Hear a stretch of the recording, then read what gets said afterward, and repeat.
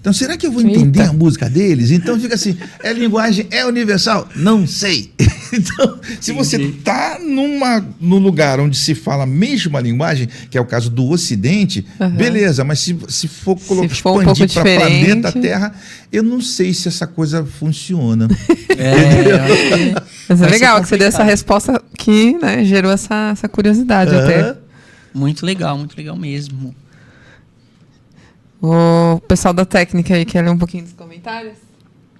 Tem muito? Pode ser? Pessoal aí comentando, participando. Pessoal feliz aí de estar participando do episódio de hoje com o Almir. Poxa, obrigado, pessoal, por estarem acompanhando, né? Bacana. Obrigado. Você é maestro, né? Só. Tem uma coisa interessante que é o seguinte. O maestro, você pode chamar de maestro, condutor, diretor, regente, coisa e tal. É a mesma figura, né? Antes dele pegar a batuta e subir no pódio, ele é músico. Assim, não tenho notícia de o cara que chegou a ser maestro sem ter sido músico. Porque o que acontece? Quando você está diante de um grupo grande, um dos cursos que eu fiz foi muito interessante. Então, era assim, era curso para instrumentos, todos, né? Clarinete, saxofone, percussão, fagote, trombone, tuba, contrabaixo, blá, blá, blá, e regente. Então a gente ia para o canto. Aqui é a aula de regência, ia lá com o maestro que ministrou as aulas, e cada músico ia para a sua aula com o seu professor com aquele instrumento. E toda aula, todo dia, o dia, né? Vamos dizer assim, o dia letivo, ele era coroado com nós, alunos de regência, regendo o grupo de músicos para peças específicas para aquele encontro. Então era uma coisa muito legal, que assim, você tinha a oportunidade de ter uma orquestra ao seu dispor para você treinar todas as dicas que você recebeu de regência. Era muito legal. E uma coisa interessante que eu comento assim, até não de uma forma não muito agradável, sem prazer algum comento isso, que um dos colegas da turma de regência, ele desistiu. Porque é uma coisa interessante, você sobe num pódio, que deve ter aí, mais ou menos, sei lá, 20 centímetros, você já, fica destacado. E, de repente, você vê ali 180 graus, músicos da tua extrema direita, tua extrema esquerda, coisa e tal, e todo mundo assim, ó, olhando para você. Se você não faz nada, os caras ficam esperando. Eles estão esperando a sua direção, a sua condução, né? Só que é interessante que se aprende na prática, mas nos cursos de regência se tem vários toques. É assim, primeira coisa, existe o compositor, né? Vamos falar aqui um exemplo, por exemplo, de Beethoven, né? Tá. Então, o Beethoven, ele teve lá o privilégio de ele mesmo compor, ele mesmo fazer o arranjo e ele mesmo aplicar esse arranjo para a orquestra, né? Que até onde que eu tenho registro que eu li, ele foi até onde a dificuldade com a surdez, coisa e tal, mas ele ainda conseguia reger ali, mesmo com dificuldade para ouvir. Então, olha só, são etapas que, por exemplo, o cara que compôs pode não ser o mesmo que fez o arranjo para a orquestra, né? E pode não ser o mesmo cara que regeu a execução dessa peça junto com a orquestra. Então, são interpretações.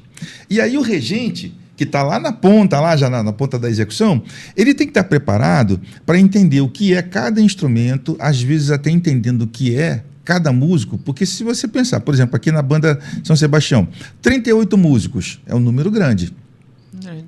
Aí você pensa, eu costumava pensar assim, antes do ensaio, nossa, eu sou mais um, então 38, 39 comigo. Meu dia hoje foi difícil. Nossa, eu tive um perrengue com isso aqui, mas eu tenho que voltar minha cabeça para esse ensaio. Se você pensar que tem outras 38 cabeças, cada um com a sua dificuldade, então ali já começou uma das primeiras tarefas do regente, é trazer todo mundo para a mesma intenção que é tocar aquela peça. E às vezes o cara, sei lá, separou rompeu lá o casamento. O outro não pagou aluguel. O outro não pagou aluguel. Teve um caso do músico que estava com síndrome do pânico no meio do ensaio, o cara começou a ter problema. Então, assim, você tem que trazer todo mundo de uma forma, como fosse um catalisador. Vem cá, a gente vem todo mundo para cá e tentar entender qual a dificuldade do cara para ir lá nele com aquela dificuldade e trazer para cá.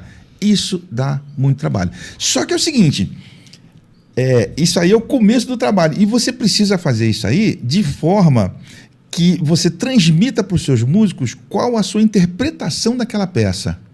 Né? Onde que você vai atacar, onde você vai entrar, qual a intensidade, qual o tipo de articulação, qual o andamento. Então você tem que trazer todo mundo. Perdão, tem que trazer todo mundo. Tranquilo. Eu vi aqui a distância. Até isso a gente tem que tomar cuidado, né? Não dá sapatada em alguém. Não é?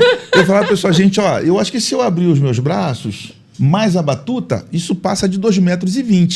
Então tem que ter a dimensão de repente, eu estou regendo, não estou dando pancada em ninguém, porque você tem que ter uma amplitude ali interessante.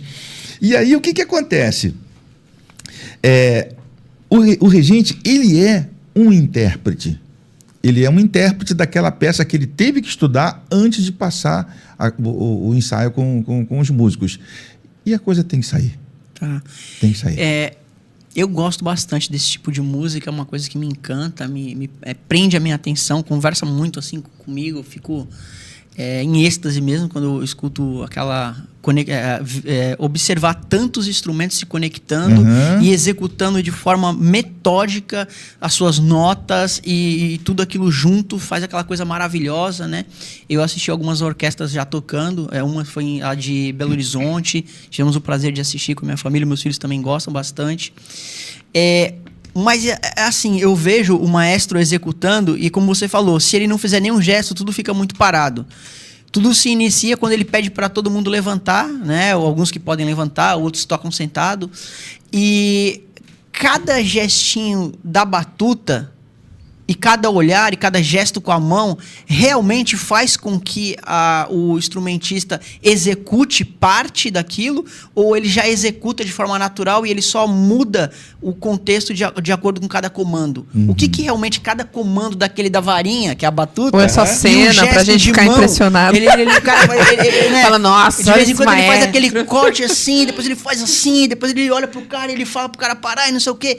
Ele tá comandando todo mundo ou tem alguma coisa que já tá no automático e a pessoa só precisa olhar para ele e se conectar com o que ele tá fazendo? Essa é uma dúvida. Isso é muito bacana, Então, realmente, isso faz parte da atividade do regente. Ele tem que estar preparado e ter um vocabulário que chegue nos músicos. Né? Então, acontece. Eu tive uma experiência muito legal, que eu tocava numa banda, que a banda tinha 4 regentes. Então, assim, o músico tem que procurar entender como é cada regente. Ou seja, cada regente tem que estar preparado para passar para os músicos como é ou qual é a forma dele reger. Tá. Né? Então, o que acontece? Mão esquerda, mão direita. Se o cara for canhoto, ele vai usar a batuta na mão contrária, na mão esquerda, né? Mas ali o que acontece? A batuta, ela tem a função... Posso falar um pouco da história da batuta? Claro, por favor. Tô aqui, pelo amor de Deus. Homem, para de perguntar, posso? Você pode tudo, vai, bora aí. Foi uma evolução. Daqui a pouco a gente pede... Daqui a pouco a gente pede pizza. Se alguém quiser patrocinar a gente, viu? Estamos esperando aí os contatos. Daqui a pouco você ouvir a buzina que chegou a pizza lá. Então, o que acontece? No período ali, provavelmente o período anterior ao período clássico... Agora estou falando do período clássico, né? Onde a gente encontra ali o Haydn, encontra ali o Mozart, coisa e tal. Então, assim, as orquestras, elas tinham um regente e um regente auxiliar. Tá. Então, olha só, sabe aquela história do microfone sem fio? Você fala assim, aí você ouviu, agora fala no ouvido do outro que você ouviu, quando chegar lá na frente o negócio está distorcido. Pô, mas não foi isso que eu falei, não. Mas a coisa vai circulando assim. Então você imagina, você tem um grupo ali de 20, 30 músicos, regido por 2 caras. Um regente principal e um regente auxiliar. De repente o regente auxiliar fez um gesto lá, o cara, entendi que é isso, mas às vezes não era isso. E aí começava a dar problema, né? O cara interpretava de um jeito errado, aí passava... Normalmente era o pianista, ou o primeiro violinista, né? Os músicos se destacavam. Aí o que acontece? Os caras começaram assim, então tá bom, tira o auxiliar, fica só o cara principal, que ficava com um bastão batendo no chão.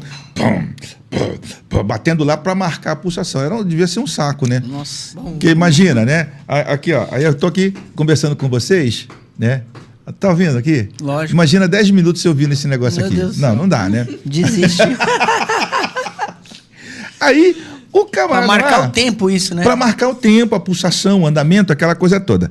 E aí um regente lá, um compositor até bem famoso dentro desse contexto de compositores clássicos, Clássicos, né? tá? Se não me engano, Jean-Baptiste Lully, francês. O cara estava regendo lá, com um bastão, errou a batida e acertou o pé dele mesmo. Pau! Aí descangalhou o pé dele, quebrou um negócio assim meio... E os caras não estavam nem aí para médico, coisa e tal, não cuidou. Aí deu uma gangrena nele e o cara perdeu o pé, coisa e tal.